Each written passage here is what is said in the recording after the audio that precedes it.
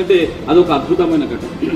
ఎందుకంటే మన పక్కకున్నటువంటి దాయత్ దేశమైనటువంటి పాకిస్తాన్ ఎప్పుడు కూడా భారతదేశంతో నవ్వుకుంటా నొసలతో ఎక్కిరించేటువంటి గుణం ఉన్నటువంటి ఏకైక దేశం ప్రపంచంలో అంటే ఒక పాకిస్తాన్. పాకిస్తాన్ నిజంగా చెప్తున్నా కదా, పాము నువ్వు హెరిటేజ్ పాలు అయినా విషమే చిమ్ముతుంది, ఏం చేసినా విషమే చిమ్ముతుంది.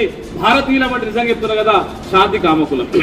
ఏనాడు కూడా భారతదేశం ఏనాడు కూడా యుద్ధం చేయలే.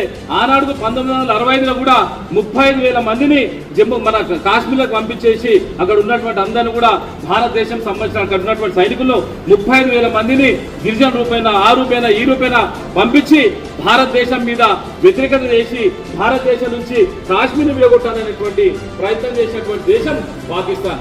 ఆ రోజు సాగు దెబ్బతిన్నది. దాని తర్వాత అంతర్జాతీయ స్థాయిలో ఉన్నటువంటి 71 యుద్ధంలో మనం చూసాం.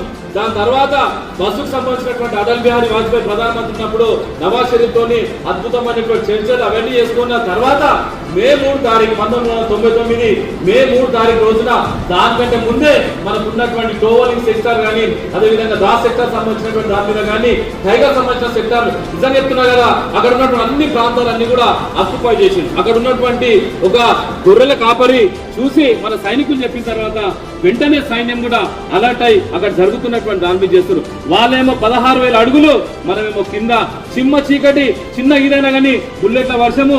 నాకు తెలిసిన మట్టుకు 523 మంది భారత మాతకు సంబంధించినటువంటి ముద్దు బిడ్డలు మరణం చెందినటువంటి అతి భయంకరమైన పరిస్థితులు ఎదుర్కొని ఒక యోగేంద్ర సింగ్ యాదవ్ అనేటువంటి వ్యక్తి ఈ టైగర్ హిల్స్ కు సంబంధించినటువంటి దాని మీద 1000 అడుగులున్నటువంటి టైగర్ హిల్స్ 900 అడుగులకు ఎక్కిన తర్వాత 3 బుల్లెట్లు కడుపులకు దిగినాయి.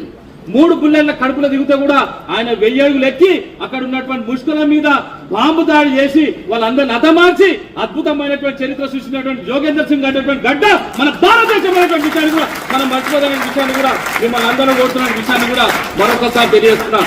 ఎందుకంటే